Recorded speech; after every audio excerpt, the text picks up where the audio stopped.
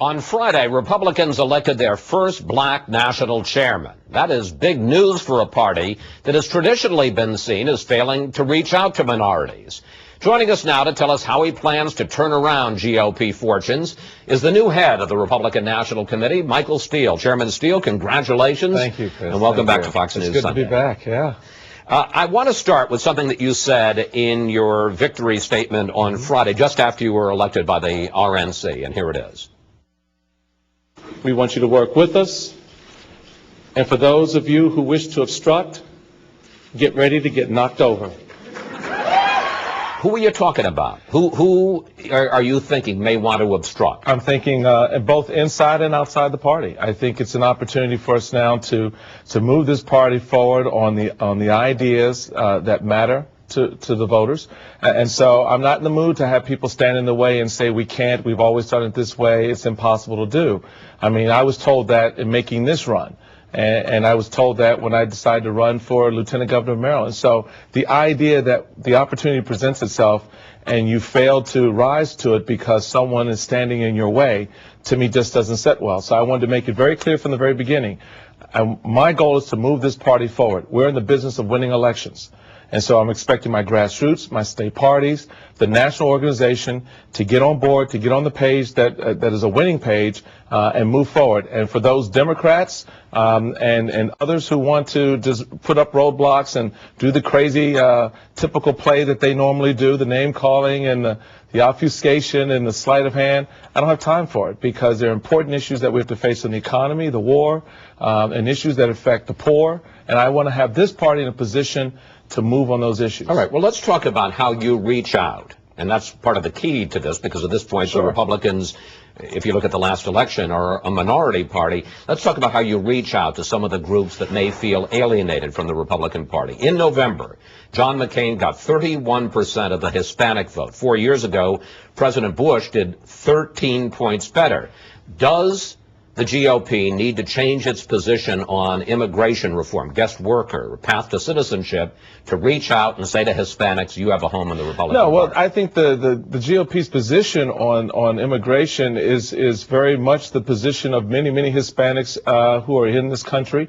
Wait a minute, is the GOP position the position of George Bush and John McCain, which is for immigration reform, or is it the position that was the GOP's position is secure our borders first. Let us know, and let us make sure the American people know that we've taken care of the important business of dealing with the illegal immigration into this country. You cannot begin to address the concerns of the people who are already here unless and until you have made certain that no more are coming in behind them. So no change in the position of the party. No change in the position on the party. You are one of the how we message that is where we messed up the last time. We were pegged as being insensitive, anti-immigrant, and nothing could be further from the truth. Because you talk to those leaders in the Hispanic community, they will tell you the same thing. They understand the importance of making sure the United States borders are secure. You are one of the co-founders of something called the Republican Leadership Council, which supports candidates who favor abortion and gay rights.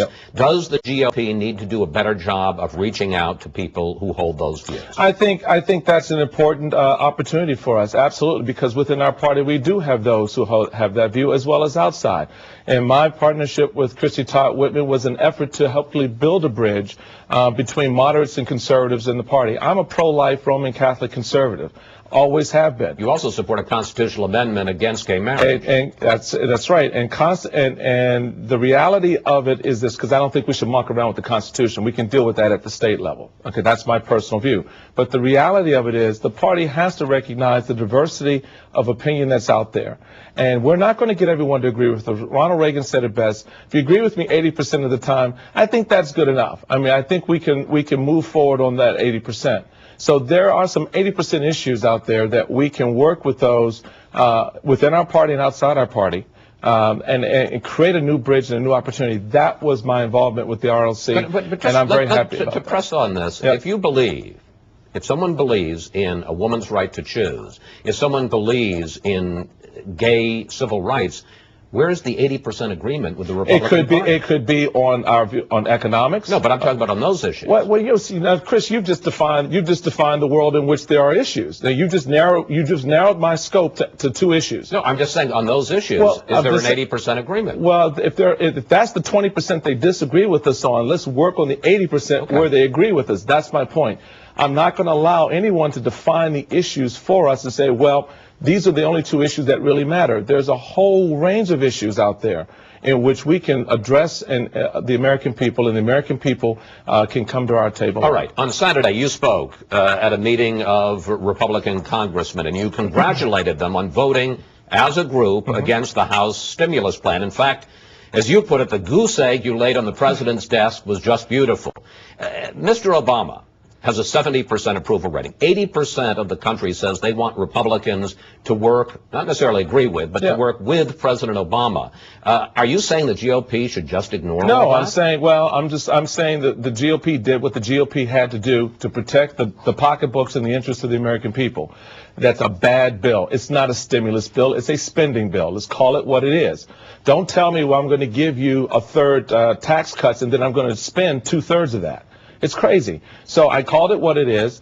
The Republican Congress did a great job in drawing the line. I hope the Senate will follow. I hope the Senate members will follow with the House leaders in making certain that we do not spend the American people the money that's proposed. It is not a good plan. But Chairman Steele, if